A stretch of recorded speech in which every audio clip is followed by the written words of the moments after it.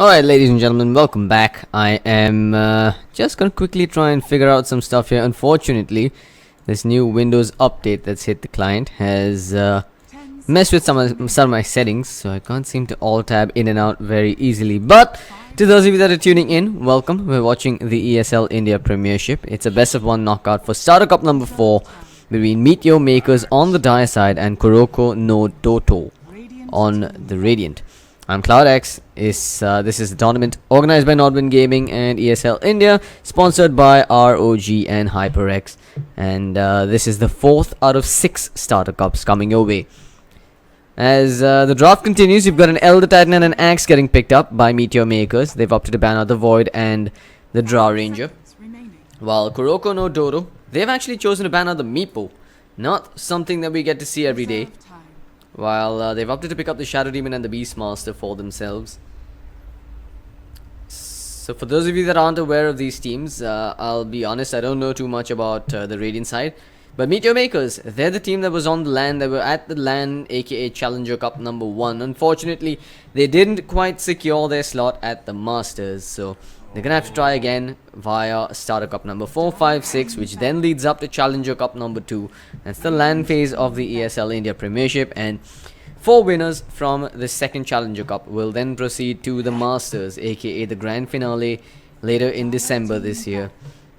Of course, if you've already missed out on the first LAN that happened just last month, you want to make sure that you're at the second Challenger Cup. Challenger Cup number 1 was pretty baller, and I expect Challenger Cup number 2 to be even better. And of course, if you can't make it for Challenger 2, make sure you've made all the necessary arrangements for the Masters in December. You definitely don't want to miss that one. It promises to be possibly India's most prestigious and most enjoyable Indian esports event. So I'm quite honestly looking forward to watching, casting and attending that event. But before we get ahead of ourselves, let's first get through the online phases of this tournament. You've got Meteor Makers banning out the Terrorblade as well as the Naga Siren. I'm not sure why they chose to ban out the Terrorblade. I feel like with the Axe and the Elder Titan, they've got so many tools to deal with him and his Illusion army. The Axe, great with the call and the pure damage from the counter Helix, which ignores his high base armor. And of course the Elder Titan with the natural Order Aura brings down the Terrorblade's high base armor by 100%. Making him very vulnerable indeed.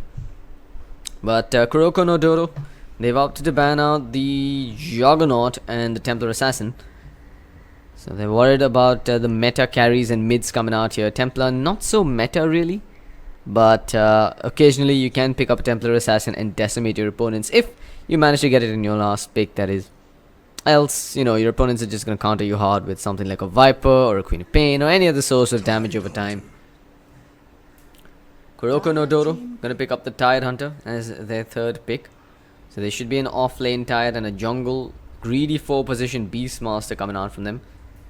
As for Meteor Makers, we're still not sure whether that's gonna be an off-lane Axe or if it's just gonna be one of those support greedy jungle Axe.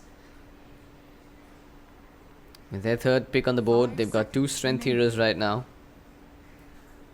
Now I know that this is a team that likes to pick up Rest in Pieces hero at the very end.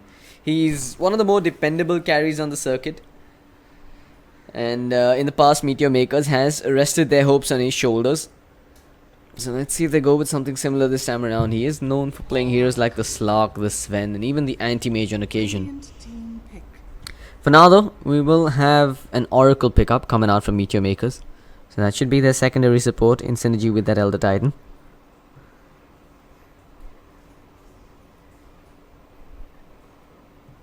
Fourth pick on the clock here.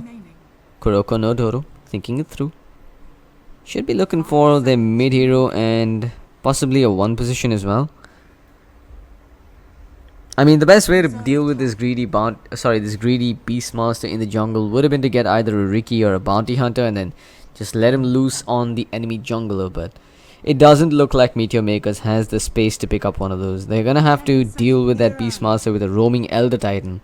And while Elder Titan is fairly tanky and does pack quite a punch in the early game phase, he can't go in all sneaky beaky like those Invis support roamers. Sorry. Speaking of Invis, we've got the Mirana coming out for Kuruko no DOoto. So there's the synergy with the Shadow Demon disruption into the arrow, and of course the oodles of magic damage That'll work well versus the axe and his armor increase from the call. It's a good lineup from Kuruko no DOoto so far. But Meteor Makers, I feel like they do have the upper hand here. Getting themselves that morphling in the face of 0 silences right now on the side of Kuruko no DOoto means that he's going to be able to morph into strength regardless of what kind of initiation comes his way. The best way for Kuruko no DOoto to deal with this is to pick up something like the puck as their middle laner, and if Meteor Makers is aware of this, they're going to ban out the puck as their 5th ban. We do have the Invoker getting banned out. Let's see what they choose to ban here for Meteor Makers. I mean, Draw Ranger's still... No, okay, never mind. She's not in the pool. She's been 2nd banned out by Meteor Makers. My bad. But there's the Tinker ban. Possibly going to see a puck pickup coming out from MYM themselves. But unless that's going to be a mid-morph, I do expect them to pick up their middle laner here. As far as options go, they've got the Phantom Lancer. They've got the Queen of Pain. The puck. They want to do something wacky. Maybe even the Dragon Knight to get some push potential. Reserve time. Kuruko no DOoto though. What do they go with as their middle laner? Unless this is a mid Mirana, I think they're going to need a mid of their own.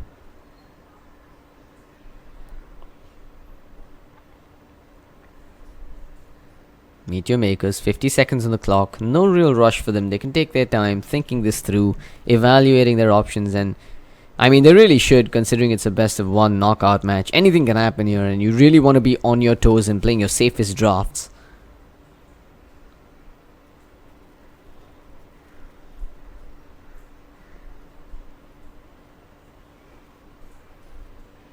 We've seen just how scary and devastating that best of 1 format can be. Back in Starter Cup 1-3, we saw Invisible Wings having no joy whatsoever. They were forced to make it through to Challenger Cup number 1 via the open qualifiers, which were played on LAN. And I mean, it's not like they're a bad team. They actually made it to the grand finals and took a game off Beyond Infinity, who by the way were the winners of Challenger Cup number 1. So it's just Invisible Wings not finding their groove in those best of 1 matches and getting knocked out early by tough opponents, getting caught off guard with some wacky drafts even. But Kuruko no DOoto, last and final pick on the board for them here. They should be looking to round out their draft with something that deals with the Alchemist.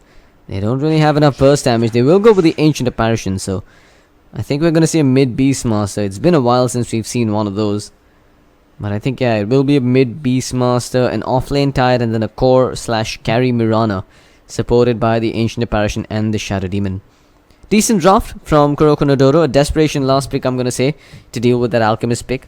But the last pick, Alchemist, really throwing a curveball at Kuruko no DOoto, courtesy Meteor Makers. So we're now looking at Rest in Peace picking up the Alchemist. So I think it is going to be a mid Morphling and a safe lane Alchemist after all.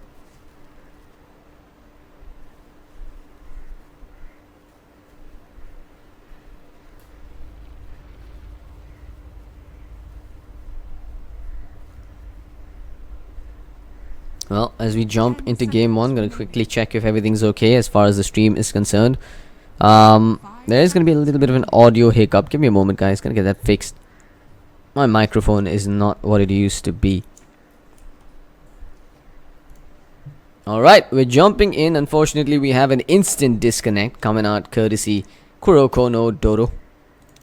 But hopefully he'll be joining soon to pick up that 5th and final hero, which is the Beastmaster. So let's... wow, that's some confidence coming out from him there. Good luck, finish fast. I mean, I know that MYM are the team, the more well-known team, but I don't think K&D should be going into this game with such a low morale to begin with, because then you're almost certainly going to secure your defeat. Okay, this Windows update has really done... well, it's really worked a number on my graphic settings. Why is everything so watery on the dire side? Is this normal? Is this because the Morphling just spawned, or is this just a graphical glitch?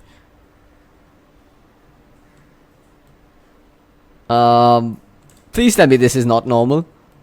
Please tell me this is gonna resolve itself. The tower looks like it's underwater. Maybe the showcase view will... Nope. Oh, okay, that's what it is. You had me confused there for a moment. Is the Elder Titan doing an echo stomp, which is why the reflection comes through. Whew! Thought Windows 10 really messed with me this time around.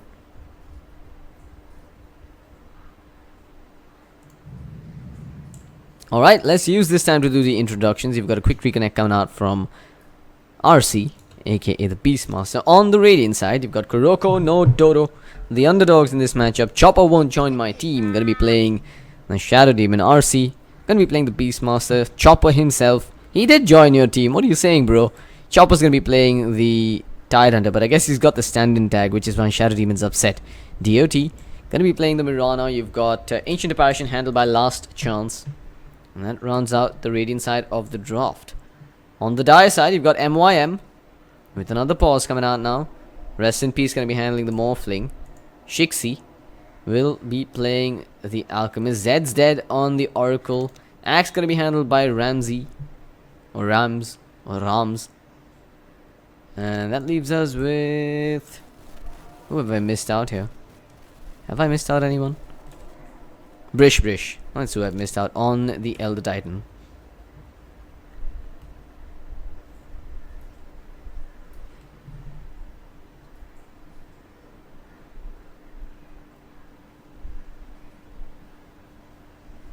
Well, since we've got a fairly long pause coming out here, I'm thinking...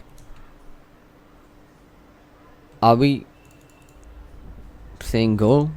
What's the problem here? Someone's mouse is broken. Alright, I'm gonna quickly play you guys some sponsor videos while this pause gets back underway. Stick with me, folks. This is CloudX casting the ESL India Premiership. I'm gonna see quickly if I do have my overlay set up for videos.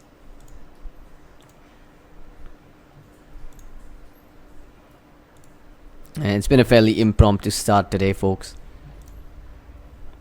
Lack of sleep courtesy TI6. I'm sure you guys can sympathize with me. It is the weekend after all. And everyone's gonna be staying up all night. What better way is there to spend your Saturday night? By the way, I'm gonna be heading down to the pub Storm, so if you're in Mumbai, do come on down to Smash and say hello. There's a fun little pub stomp happening down there.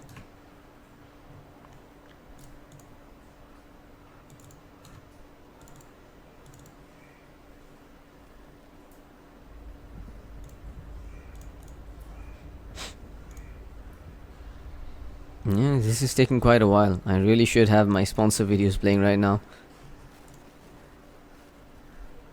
Give me a moment, I'll get them up.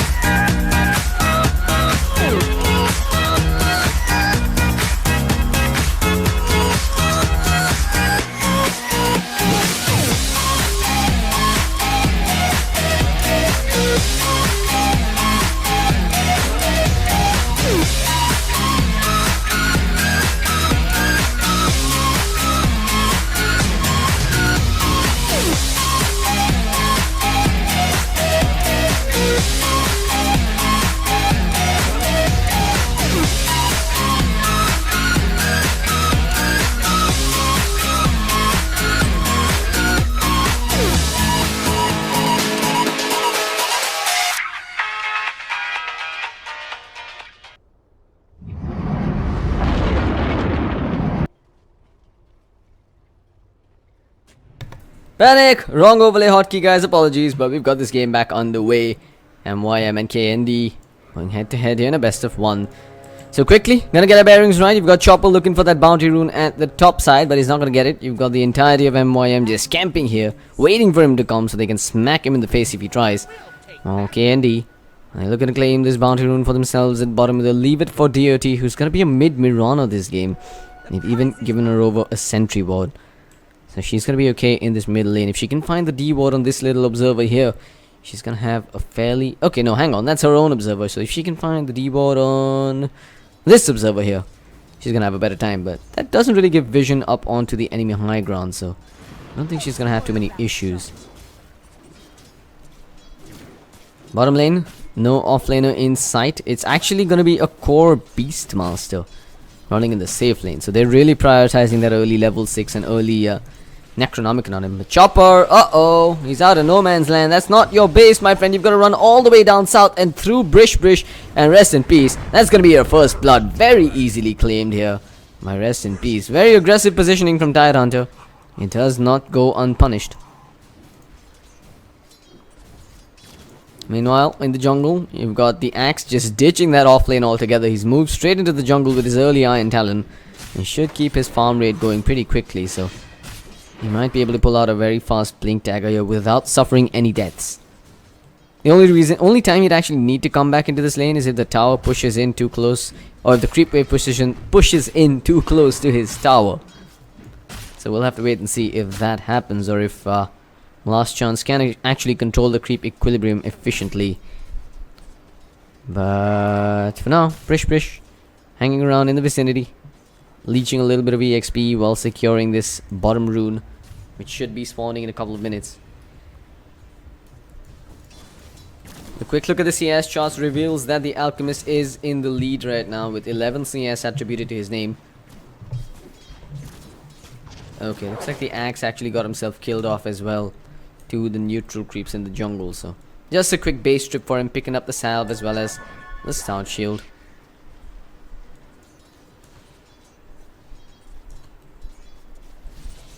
Rest in peace. He's picked up the Wraith Band recipe, so we are gonna see him go for the Ring of Aquila first. At least I would assume so. While there's a DD on the Shadow Demon. Brish does not want to be walking in there. Now he's the one coming down to this bottom lane to try and get that free EXP from this off lane, but so far so good for the Radiant. They've managed to control the creep equilibrium closer to their tier 1 tower, which means that the Elder Titan walks out too far ahead. He'll be brought down by the Shadow Demon Ancient Apparition duo.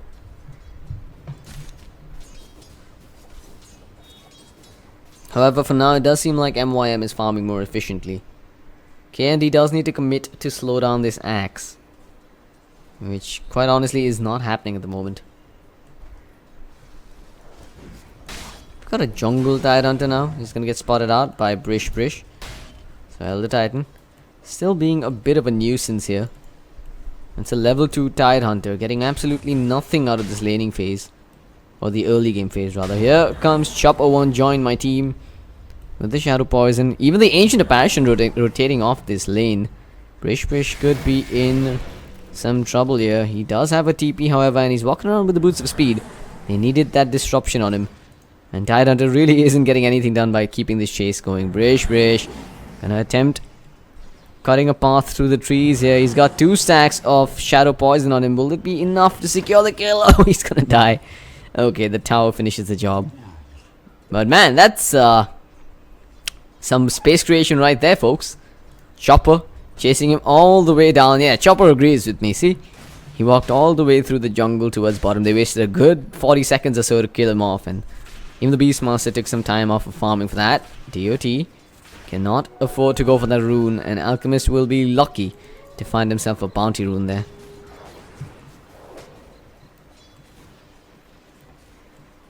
Up top, free farm for Rest in Peace. Finishes up the Ring of Aquila along with the Magic Wand. While bottom, they've got Initiation on Brish. He's got the Echo Storm. We'll get the stun off on the 2. And that'll allow him to secure his retreat. So Brish will survive for now. All the haste rune on the Mirana will be committed. Again, 4 heroes rotating for a kill on the support Elder Titan here. Even if they get it, I'm not even sure if it's worth it at this point. He's gonna go through the trees. Arrow will connect. That'll be the death of him. Dire's bottom As tower KND will get ahead now. Mirana claiming yet another kill, but that's a middle lane Mirana rotating for a kill on the bottom lane, or rather the support Elder Titan. As Alchemist continues to free farm mid, and Axe continues to do his thing in the jungle. He has opted to go for, well, the Tranquil Boots for now, so we're not sure if he's going for the Blink Dagger first or if he's going to go for the Vanguard and then the Blink, but for now, he's got some massive stacks still sitting in the jungle, so his farm rate is absolutely absurd right now. That's a lot of money going into his bank account.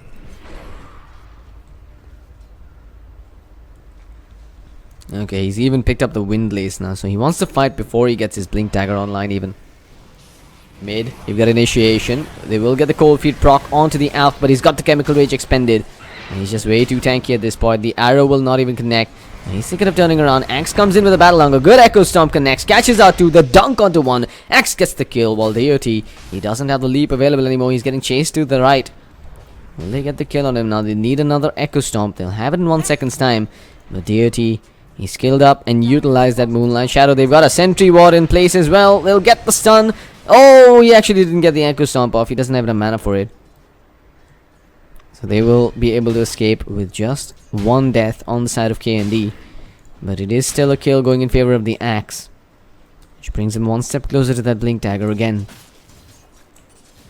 Radiant's middle tower is under attack. MYM farming hard, farming fast, while Beastmaster finally gets himself up to level 6. Now he has the Primal Roar online. He actually chose to go for the Hand of Midas. Yeah, this carry Beastmaster, I'm really not a fan of it. Beastmaster is one of those heroes that has such a good skill set to get online in the mid game phase with minimal items. Once you get the Primal Roar and you've got that extra vision from the Hawk, the slow from the Boar, I mean, you're a force to be reckoned with. I don't think this is a hero that scales extremely well with more items. But they're gonna try a kill here on the Axe, but the Axe mans up and uses the call in the first place. He's getting the spins off. One more counter Helix is all he's gonna need. The disruption though will keep the Beastmaster alive. The Echo Stomp comes through, but it doesn't connect. He actually cancelled it midway.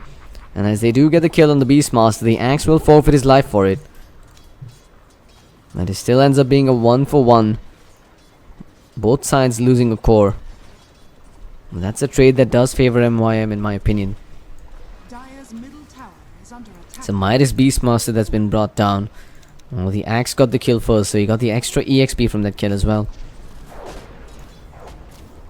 Oracle gonna claim the farm at the middle lane and some EXP as well. On Morphling, this is all just space being created for him to farm on this top lane. He now has Treads along with the Magic Wand and the Ring of Aquila. Alchemist, meanwhile, almost has his armlet finished up.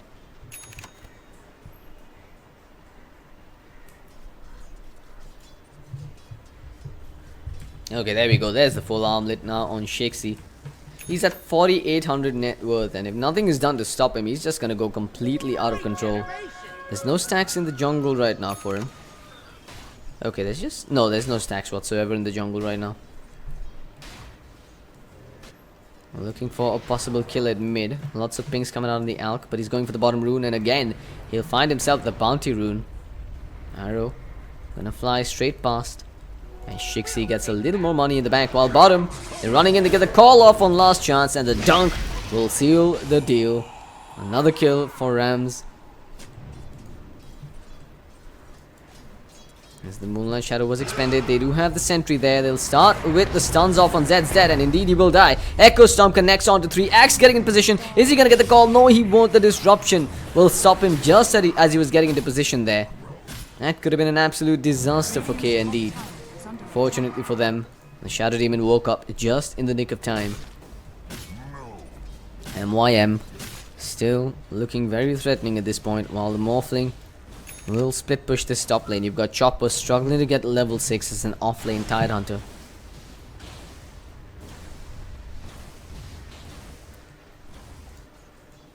Lots of value from that Magic Wand though, for rest in peace. The Shadow Demon and the Tidehunter, with the Anchor Smash and the Shadow Poison spams, should be able to rack up those stick charges for him. But it's smoke time. MYM going under cover of that Smoke of Deceit. looking for a pick-off. Might even be able to find Chopper on the tide. Dire's middle They don't tower have is ward under vision attack. though, scouting this out. And there's no blink on the axe either. They see the stacks. They'll drop down a sentry to block it out, thus disrupting the comeback mechanism for him. They're going for the stacks themselves, while Chopper, he'll get harassed out here by Brish. Elder Titan, will they be able to get in range quickly enough? They will indeed. Purifying Flames into the Fortune's End with another Purifying Flame. Oracle will secure the kill. It's a death on the Tide Hunter. Stolen set of stacks from the axe.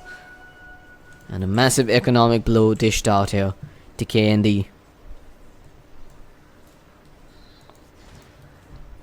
Speaking of economy, Dire's look at the Alchemist. This man is just getting huge at this point.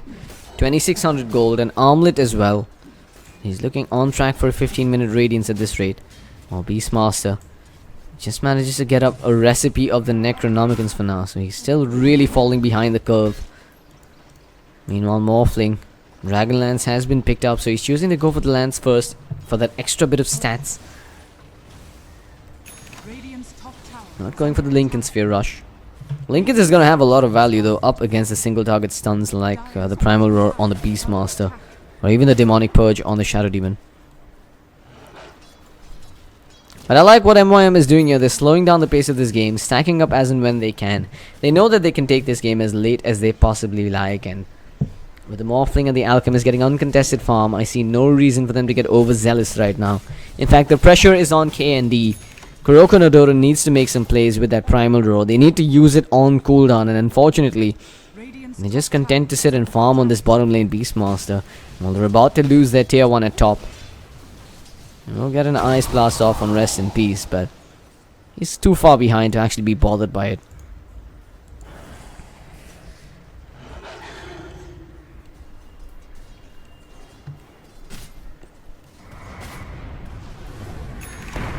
Echo Stomp, not gonna connect there. Perhaps they might have committed if it did there.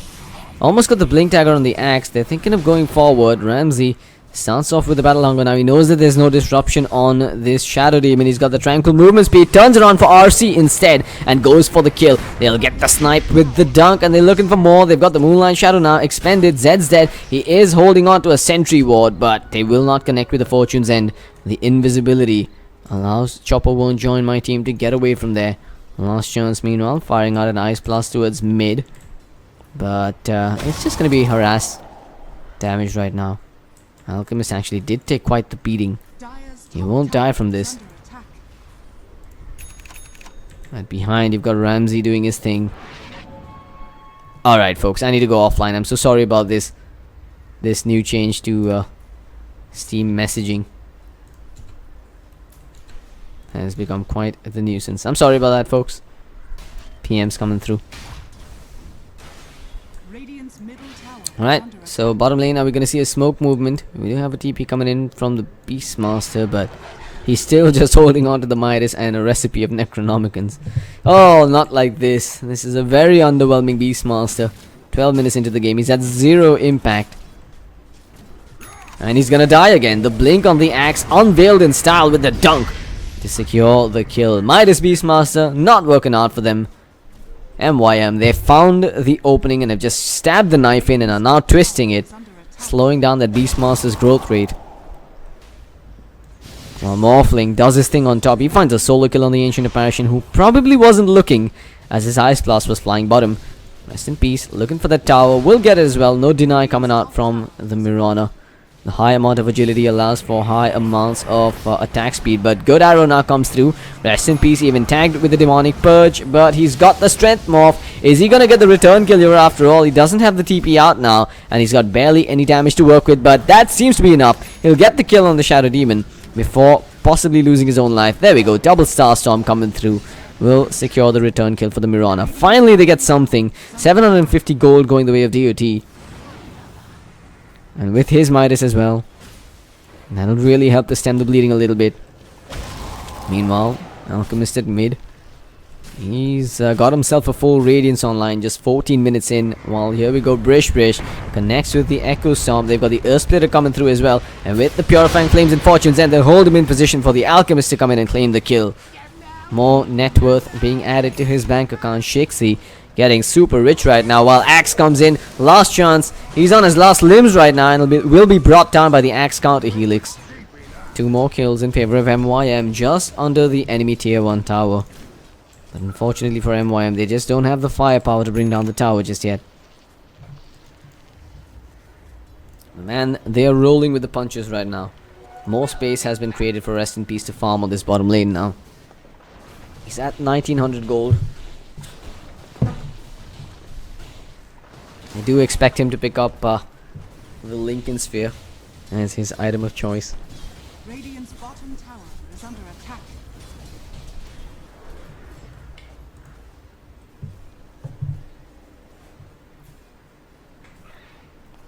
Let's have a quick look at the net worth graph to see where we stand. MYM with a very comfortable lead in terms of both net worth and EXP. Radiant's bottom And they're even gonna get further now with these ancient stacks being claimed by the Alchemist. He just picked up his Boots of Travels and has another 1000 gold in the bank. This guy is huge. 13,000 net worth, 15 minutes into the game. He's at a GPM of 840. Radiant's KND are just being too laid back for their own good right now. Now look at the Axe. He wants to make a play here. There is a Hawk now flying around, so this Hawk might just cut out the Axe. Let's have a quick look at the vision. Okay, now he's gonna get scouted out for sure. But I'm pretty certain he saw the Hawk as well. Moonlight Shadow gonna be used, which means they wanna fight. There is a sentry ward available on the Oracle, I assume. Nope, no sentry wards on the side of the Dio. This could actually work out for the Radiant side. They have a sentry here though. Now they did scout this out. Here comes the Ice Blast. Echo Stomp will not connect, but the Moonlight Shadow's worn off already. They didn't get anything on the back of that. And it looks like MYM are ready to fight. They'll move forward with the Morphling and they'll get a very easy kill on the Shadow Demon. Axe gonna jump forward now. Beastmaster caught with his pants down. Oh, the dunk. Not low enough for the threshold to kick in. They'll get the kill. Now the Echo Stomp with the Earth Splitter and the Waveform and of course the Adaptive Strike. Morphling secures the kill, making it a double for himself. MYM with clinical execution there will take 3 kills and a tower without losing anything in the bargain. Ancient Apparition meanwhile looking for the 3rd Midas on the Radiant side of the map. They're getting all these Midases online, sure. It's helping them keep pace in terms of net worth, at least to a certain extent. But Midas doesn't really help you to fight when MYM is running straight at you. Case in point being what's about to go down in this middle lane perhaps. Nope, never mind. Alchemist sees the stack, says I'm not going to fight now. Let's just take their stacks as well. 16,000 net worth. He's pushing the envelope of how fast an Alchemist can farm. Nice Chopper. Gets stunned in position here. Ancient Apparition is under cover of the invisibility for now. The Chopper. Uh-oh, he drops the Ravage. That's a completely useless Ravage in fact. They might just get 1 kill. They will get it actually. I take that back. Not useless at all. They get a double kill for the Mirana. As Elder Titan and Oracle have hit the deck, but Chopper will fall. Shixie's about to go down, but he does have the armlet. He's toggling like a boss with the Chemical Rage active. He's gonna turn around. Morphling comes in from behind, and with the dunk from the Axe, they make it a 5-man wipe. Losing just 2 on the back of that Ravage. 2 supports down for MYM, but all 5 down for KND. And this tier 1 tower is gonna die if just the Morphling blows on it right now. 17 minutes in, MYM showing no signs of weakness whatsoever.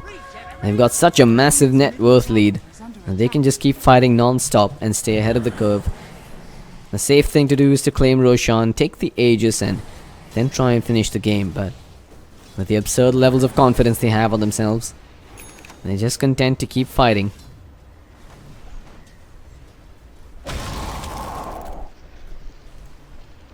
No wasted movements. Alchemist continues to push the bottom lane. Tier 2 tower is going to take some chip damage from him. Might even go down here. However, the Beastmaster is TPing in still without the Necronomicons. I'd like to add, he opted to go for the Power Treads instead first. He does get a cheeky deny off on the tower, and that seems to have pissed off Shixie. He's got the maxed out Unstable Concoction. He'll throw it down. They've got the Axe coming in as well, and with the Alchemist burn damage from the Acid Spray and the Radiance, they'll claim the kill. That wasn't worth it for him at all. 20-7, 18 minutes in. Is there anything that KND can do here? Well, if the Axe misses calls like this, they might have a fighting chance. But Fate's Edict helps to mitigate the magic damage coming out. Shixie's not even taking damage here. The Demonic Purge does absolutely nothing to him. Disruptions there. It's a defensive one. It's not going to be enough. He will go down while Chopper gets jumped upon. He had no Ravage to work with. And this is really just disgusting from MYM. They're walking all over KND inside their own base. No Aegis required. They'll pummel away on that tier 3 tower as the fortification helps to stem the bleeding a little bit. It's only delaying the inevitable. Shixi, he does get arrowed up, but he's already got the Chemical Rage active. And without the Ice Blast available, there's no chance in hell that they'll bring him down. 19 minutes in, KND will lose their first lane of barracks, and they're about to lose more as RC does get defensively disrupted. Earthsplit is going through the middle there. The crack will be there. DOT takes some damage while Morphling got the kill on the disruptor. It's a 2-man stun coming out from Shixi. They'll clean up on the Shadow Demon, but they will not commit inside the fountain as they'll back away to finish up on the ranged barracks. Yeah, MYM is just toying with their opponents now. There is nothing that KND can do to salvage this game. Shixi not even bothering to dodge the arrow there. They can't take the next tier 3 though. There's tier 2 standing in middle lane and top, which means that MYM will have to back away for now and push out the other 2 lanes first. But yeah, I think we are about to cross over to the 1000 GPM mark for this Alchemist. If only he can get a little more. Okay, he's got the bounty rune. That'll do the trick for him. Here we go though. The last remaining outer tower is going to be brought down in a jiffy. KND. They do have a Ravage available for that last hurrah. Let's see if they can put it to use. And without the Blink Tiger, getting in position is going to be almost impossible for Chopper.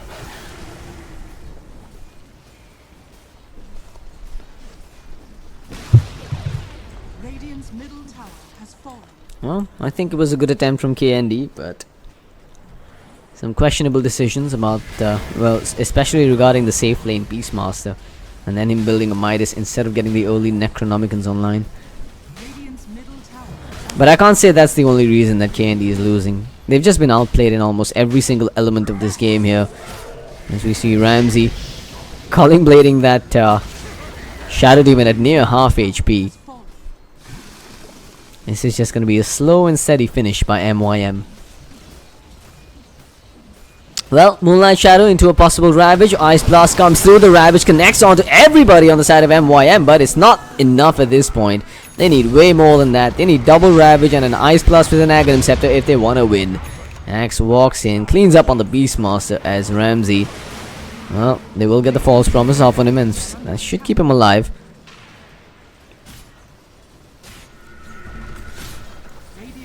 That's 2 lanes of barracks claimed by MYM. They're going for the tier 4s and looking for more kills inside the base. His last chance will be brought down. Ramsey gets the kill for himself. GG, well played, gets call. RC knows that they're done. It looks like KND will be eliminated here. MYM will move one step closer to securing a slot once more at the Challenger Cup of the ESL India Premiership.